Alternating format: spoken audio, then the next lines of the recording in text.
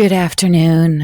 Happy Monday. This is my second video of this afternoon. I wanted to just share this letter, even though it's 7 pages long, but it is from coworkers in the southern Philippines, and it was written in September of 2019. So around the same time as Annie McCardle's letter was written, her open letter was written in or related to Houston, Texas. And although these are very different parts of the world, I do believe that all members of the body affect one another. When we suffer, when one suffers, we all suffer. When one rejoices, we all rejoice. And so these letters, they affect all of us, or these incidents that these letters address affect all members of the body, whether you identify as the Lord's Recovery or you meet in a different gathering. The gathering of the called out ones are the church, and we affect one another no matter where we meet. So I wanted to just share this letter. It is, as I said, 7 pages, so it will take a little bit of time. If you just want to read it yourself, I will include the links in the notes for this video. So I will try to read it kind of quickly. And thank you to the coworkers who wrote this and to those who shared it to make it known. And I would love if anyone knows the follow-up from this letter, if there was substantive response or not. Because again, if an elder is found to be sinning at the based on the account of multiple witnesses, then they are to be reproved before all, not just before blended brothers, but before all, so that all may take warning. Okay. To the blending brothers, through Brother Ron Kangas, September 6th, 2019, grace to you and peace from God our Father and the Lord Jesus Christ. After much prayer and fellowship, the co-workers in the southern Philippines are writing to you this letter to lay before you our grave concern regarding brothers Albert Lim and Joseph Lim's misrepresentation, ambiguity, ruinous inconsistency, and destructive interference in the work in the southern Philippines. This has resulted in the prolonging and worsening of the multiple problems that we have been facing here. Last April 13th, 2019, a letter from 5 brothers, namely Benson Phillips, Ron Kangas, Ed Marks, Joseph Lim, and Albert Lim, was read to selected co-workers in the southern Philippines by brothers Albert Lim and Mark Robbie. After the reading of the letter, there was the feeling of discouragement and confusion. We were not given a copy of the letter, which was supposed to be addressed to us, making it impossible for us to review, reconsider, and learn whatever we needed to learn from that letter. Later, we found out that the coworkers in the northern Philippines, who were not the subject of the letter, were given a copy instead, which confused us more. The opening paragraph of that letter said, "It has come to our attention that some who consider themselves co-workers in the Lord's Recovery are exercising what they assume to be their God-given authority to remove elders in the churches and replace them with others who are appointed by them. This kind of practice, which we understand is going on even as we write this letter, is a violation of the fundamental principles in the New Testament. In this letter, we want to present to you some excerpts from the ministry of Witness Lee that convey the proper understanding of the relationship between the co-workers, including the apostles, and the elders of the churches. Please see the ministry excerpts attached to this letter." I'd love to see that letter, by the way. If anyone has it, please share it. Thank you. We quoted this paragraph because this shows one of our fundamental problems with Joseph and Albert. Whatever it is that has come to your attention, we can only presume that the leading source is Joseph and Albert, since they are the ones who have direct involvement with the work here. In view of what happened both before and recently in Iligan and in some other parts of the southern Philippines, we would categorically say that it is highly inaccurate to portray these happenings as due to some who consider themselves co-workers in the Lord's recovery, who are exercising what they assume to be their God-given authority to remove elders in the churches and replace them with others who are appointed by them. Of the 4 elders in Iligan who have been removed, the first one, a full-time elder, was stopped and removed by his fellow elders on allegations of attempted rape. The second, Farley Villan, an elder and co-worker, was first stopped and removed by his fellow elders with alleged full authority from Joseph Lim on the ground of multiple sexual misbehaviors. Then he was stopped again by Jim Miller and Willie Wise with some workers from here, and the third and final time by the leading brothers here with fellowship with Albert and Ron. In the third and final time, Albert said that although the process is, again, I can't see, so I'm going to go to the original.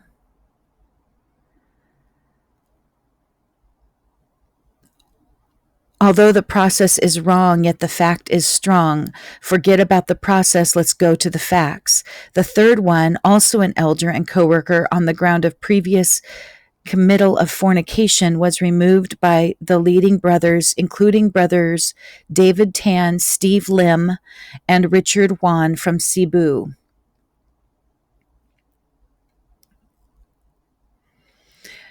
Bobby Nanaman, one of the elders at that time, strongly resisted his removal, but was later convinced by the brothers from Cebu. After these 3 removals, 1 elder transferred residence, leaving only 2 functioning elders in Iligan, Bobby Nanaman and Mario Narita.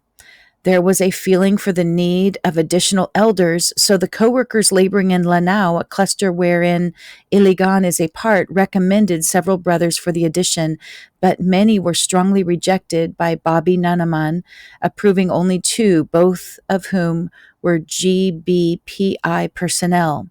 That's a book room, I believe. So finally, only these 2 were added, Ephraim Lena and Aldrin Kayod Ong.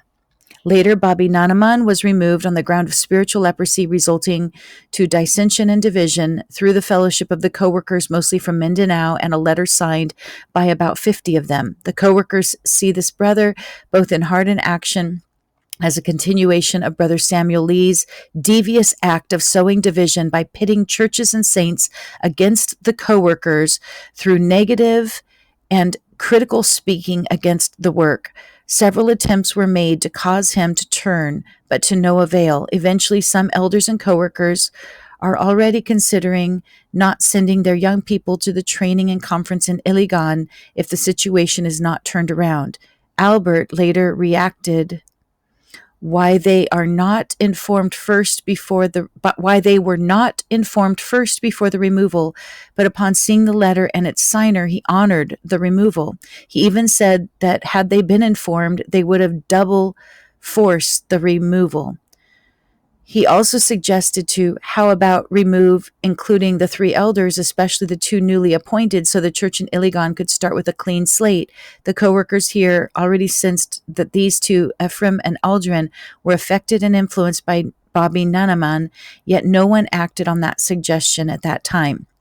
Then came a time when a GBPI personnel informed a co-worker from Zamboanga del Norte that they will come to display books during their church's fellowship. At first, the co-worker happily agreed, but later he backtracked and refused them from coming after learning that in Lanao del Norte, GBPI has stopped displaying books for several churches' fellowship already. This caused the co-workers to be concerned that the book room is no longer objective in their function, but was rather influenced by the discord between the elders of the church in Iligan and the work.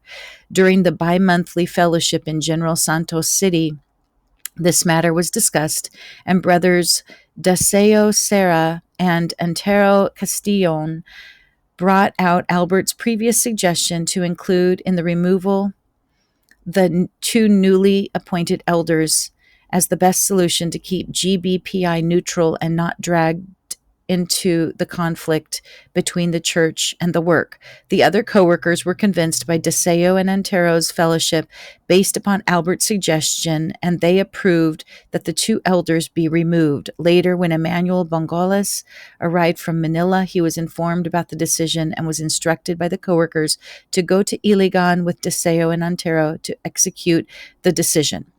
In his fellowship with Deseo and Antero, Emmanuel opened to them that since Bobby has just been removed, it seems not good to remove another two elders. He also fellowshipped this with the co-workers in Lanao, and they suggested to how about add elders instead of removing. At that time, the church in Iligan was already divided into two factions. They suggested to have two brothers from each side, 4 brothers in all, as additional to the eldership.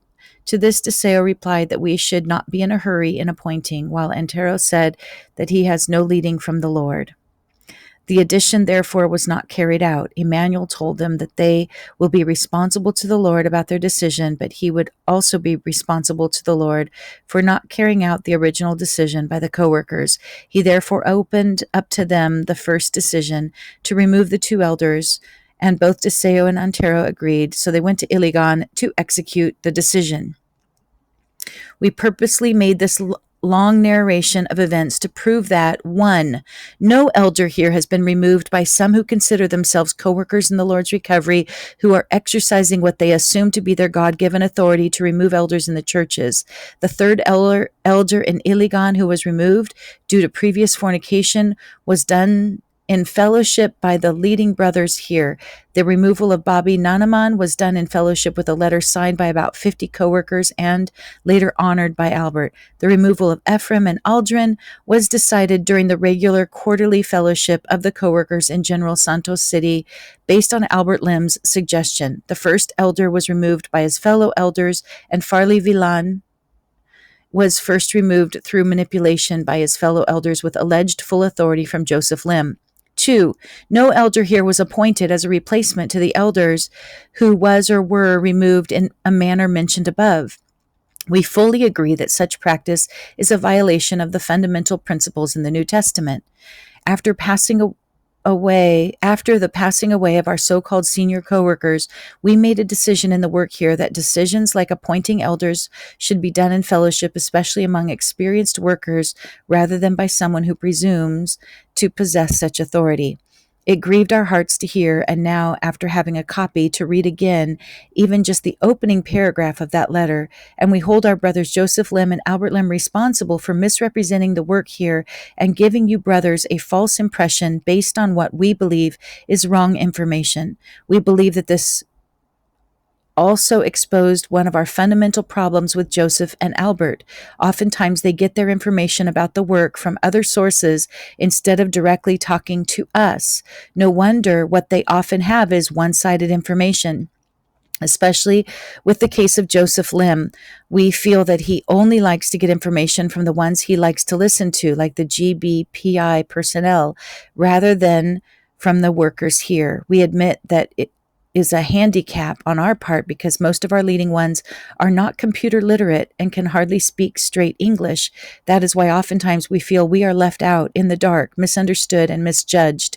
Although Albert has already asked for forgiveness about the removing of Ephraim and Aldrin, which he suggested and approved and carried out by the workers here, yet we believe that if this matter of one-sided or even biased information is not solved, we will always have a problem with these brothers here in the South.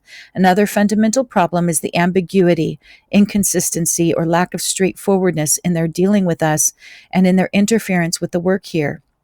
As mentioned above,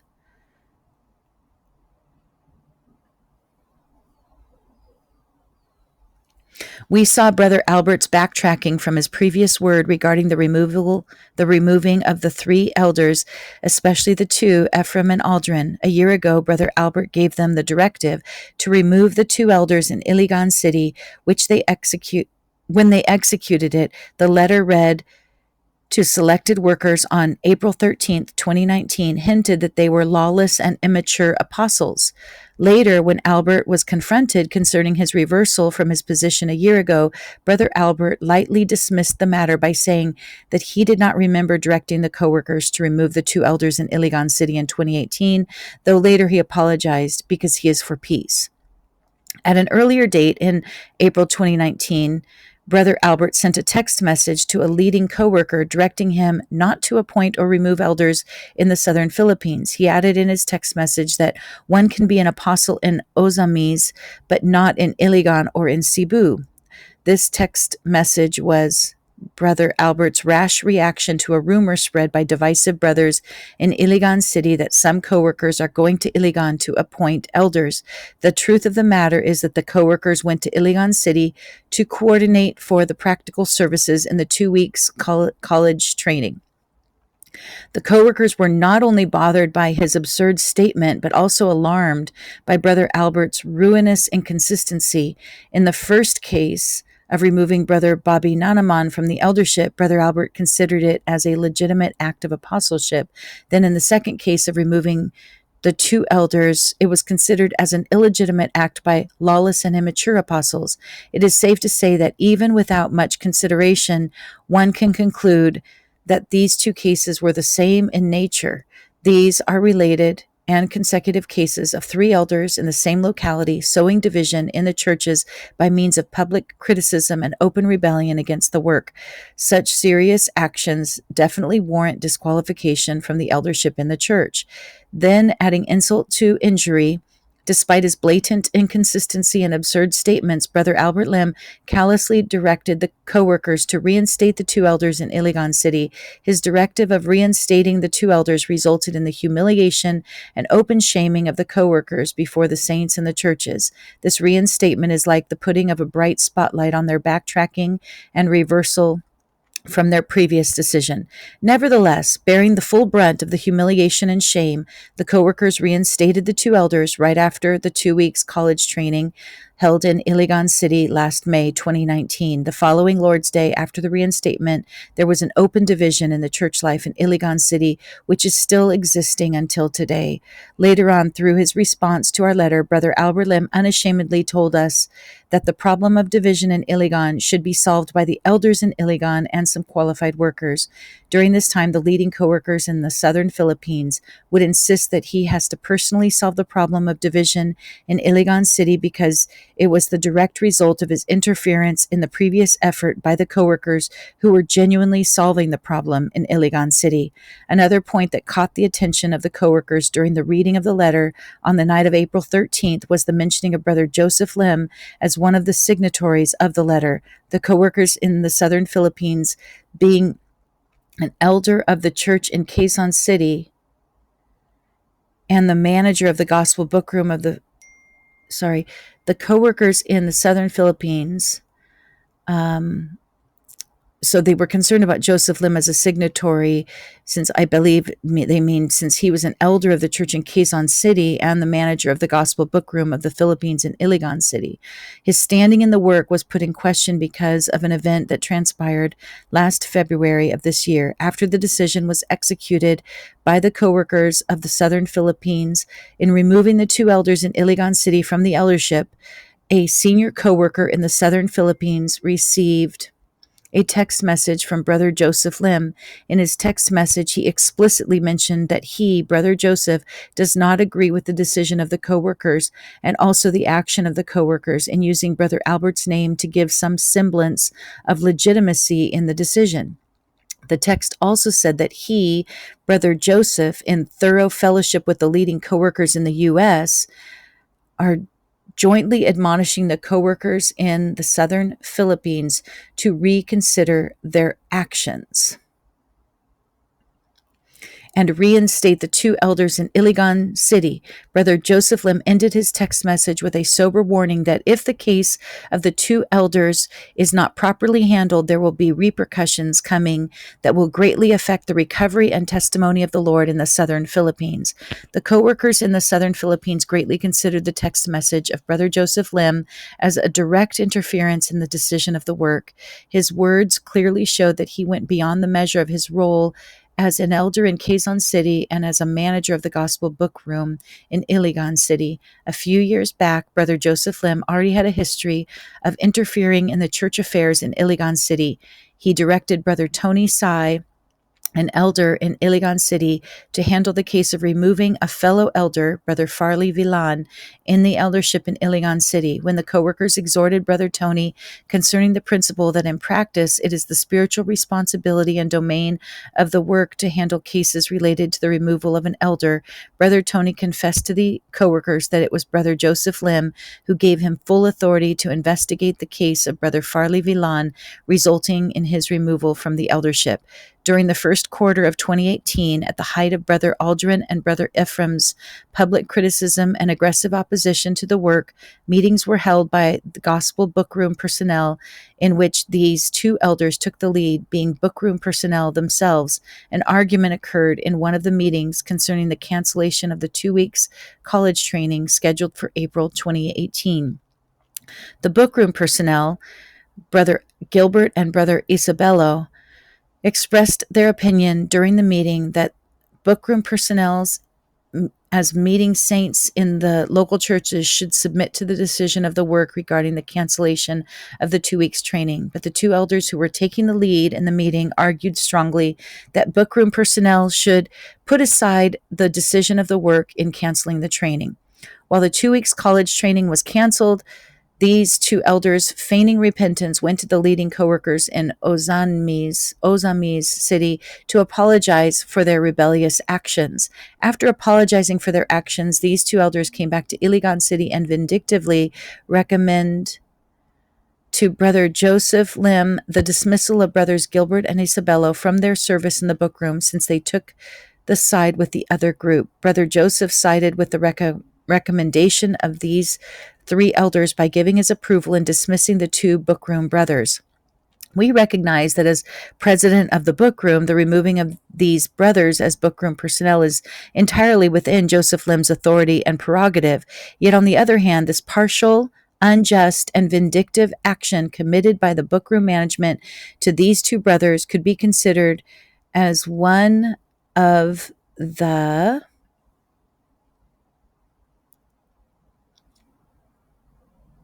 fermenting factors that led to the division of serving ones in Iligan City. This devious move clearly highlighted Brother Joseph Lim's close association with the dissenting eldership in Iligan City. Earlier to this, the co-workers in the southern Philippines were also confused by the action taken by Brother Willie Wise in suggesting an English proficiency program to be introduced to the college training in Iligan, which was clearly a deviation from the main and central burden of the training. In another occasion, Brother Willie Wise directed co-workers not to allow Brother Virgilio Mamakang to join the middle-age training in Cebu City, despite the fact that this prerogative of screening trainees can only be exercised by the elders of the sending church. In the past, Brother Willie Wise also interfered in the case of removing Brother Farley Villan from the eldership in Iligan City.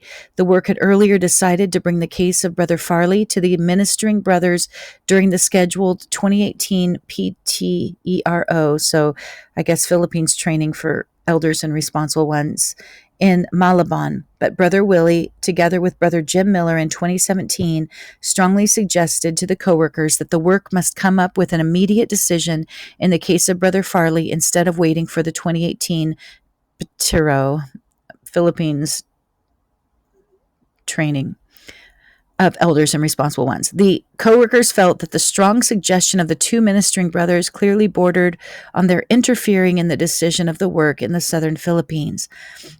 The condition and situation of the eldership in Iligan City is the tip of the iceberg with regards to the real problem. The real problem is the sowing of division by Brother Samuel Lee, Brother Bobby Nanaman, Brother Ephraim Lina, and Brother Aldrin Kayodong in the province of Lanao del Norte. These brothers are subtly pitting the churches against the work by their critical and negative criticism, causing saints to have a negative spirit toward the work. The scope of this problem of division, sown by Samuel Lee and adopted by his followers, also includes the province of Negros Oriental, in which several churches are now affected by division. Another example of sowing discord by these divisive brothers is by spreading a rumor that co-workers in Lanao del Norte are appointing elders in Iligan City last April of 2019. This rumor was intended to stir up the negative feelings of local saints who are wary of the cycles of appointing and removing elders in Iligan City. The truth is that these co-workers went to Iligan City to coordinate for the college 2-week training. This rumor was designed to stir up a negative spirit among local saints against the co-workers. This resulted in discord in the coordination among serving ones in Iligan City for the 2-week training. What is complicating this problem is the oblivious attitude and inconsistency of Brother Albert in dealing with these divisive brothers. Aggravating the problem is the bias affiliation of Brother Joseph Lim with the dissenting elders in Iligan City and Brother Willie Wise's insensible interference in the church affairs in Iligan City. After considering for 6 years this redundant yearly situation, the co-workers had soberly concluded that Brother Albert, Brother Joseph, and Brother Willie are clearly part of this problem. Regarding Samuel Lee, the co-workers here knew his person, his intention, and his course of action. We do believe that Albert was not oblivious of this fact, as evidenced by the letter of warning that he and Mark Robbie wrote for Samuel Lee. Yet again, the exercise of ambiguity and inconsistency. He asked 6 leading co-workers to sign their letter and send it to Samuel, thus making that letter, in effect, of the work here, as represented by the 6 leading co-workers who signed it. Until today, Samuel's follower in Negros will not believe that that letter came from Albert, arguing simply that if that letter was from him or was him or them, why then is it that their names are not on the signatories? Again, giving them the ground to accuse the co-workers as liars and fabricators of falsehood. When Emmanuel and some brothers asked Albert with some companions to visit Dumaguete together in order to clarify this matter, they agreed and went. But because of a typhoon, the co-workers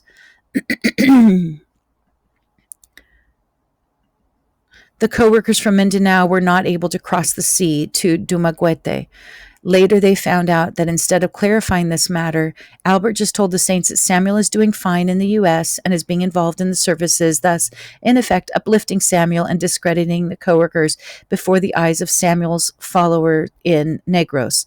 Regarding Albert's move to send Samuel back to the U.S. and join the middle-age training, we would not question his motive and prerogative on this matter. We are thankful for his desire to take Samuel out of Negros by sending him to the U.S. as a step for healing the situation there. Yet without clarifying his move to Samuel's followers, it only strengthened the belief that Samuel has sown in them, that he is somehow a victim of the vindictiveness and persecution of some of the co-workers due to personal conflict, thus covering the main issue regarding his work of inciting dissension and division. Joseph Lim even suggested for the work here to financially support Samuel and his family while he is training in the U.S. The answer, of course, is a strong no, and some were even infuriated by such an absurd idea of supporting someone who has caused us so much trouble and pain. For Joseph to make such a suggestion only caused some co-workers to question his real knowledge and standing of on the matter, and by extension, some other matters related to the work here. This kind of ambiguity, inconsistency, and careless interference, whether intentional or due to lack of real knowledge, is what we believe was the reason why the problem in Negros has lingered for so long until this day and has no sign yet of being solved. Samuel's followers are empowered in their belief that they were right all along, and those who opposed Samuel, including the co-workers, were wrong, that there is no need for them to admit to any fault which would have opened the way for genuine reconciliation. In view of these very serious concerns we mentioned, we, the co-workers in Southern Philippines, are laying before you our strong recommendation that the work will no longer invite Brother Albert Lim to minister the word during the twice-a-year Soptero in Osamis City. Likewise, Brother Willie Wise will no longer be invited to minister the word in the college training and conference in the Southern Philippines. As for Brother Joseph Lim, the co-workers are looking forward in the near future to speak a frank and exhorting word to him about the serious need that he stays within the measure of his rule. The co-workers are hoping and praying that this letter will serve to bring about a firm forward step toward a genuine solution to the real problem in the Southern Philippines. We earnestly feel that if this problem will linger for years, our next generation will question our firmness and steadfastness in facing the problem of sowing division in the churches. Finally, we, the co-workers in the Southern Philippines, gratefully acknowledge the labor of the brothers from the U.S. in faithfully ministering the word for more than 2 decades and for your genuine concern for the churches in the Southern Philippines. Under this faithful labor and genuine concern, we are persuaded that God is able to keep and guard the good deposit in all the churches. We continually look forward to your coming back in the near future to minister the healthy teachings concerning God's New Testament economy for the perfecting growth and maturity of the saints and of the churches in the Southern Philippines. Sincerely yours, the co-workers in the Southern Philippines. So I would just highlight a few things. One is the sowing of division is very, very serious. The oneness of the Spirit must be honored. And I just see it repeatedly by people who consider themselves to be leading ones, co-workers. There's actually sowing of division. Also, the indirect understanding of situations from one side, in these type of situations, not finding out the facts and the truth from all parties, because things can be misrepresented. And I would say specifically, if Albert Lim watches this, I heard that you asked a brother at a wedding of someone that we are both close to, is it possible that it might not just be Ruth who's the problem in my situation, a marriage situation? And brother, please, if you are interested in my marriage situation, I'm not, I hopefully wouldn't scare you. I hope that you would come to me and you would ask me the facts, and I have documentation to back up my claims. And these aren't just, these are matters of life and death at times, for especially our young ones. And anyway, I believe that these letters written by coworkers, they address a lot of issues that are ongoing situations of ambiguity, of overstepping one's role, of divisiveness, of even dishonesty when there is switching of what someone says and yet they don't own it, that they once said this, but now they're saying this. Let's just be honest, transparent. Let's fellowship for the sake of the oneness of all believers in whatever group we meet. Thank you for listening. And the full document can be seen here. And I just repeat this verse: do not entertain an accusation against an elder unless it is brought by 2 or 3 witnesses. But those elders who are sinning, you are to reprove before everyone, so that others may take warning. I charge you in the sight of God and Christ Jesus and the elect angels to keep these instructions without partiality and to do nothing out of favoritism. 1 Timothy 5:19-21. And I thank you for listening, and I hope things have improved in the Philippines, and I would love to hear an update in the comments.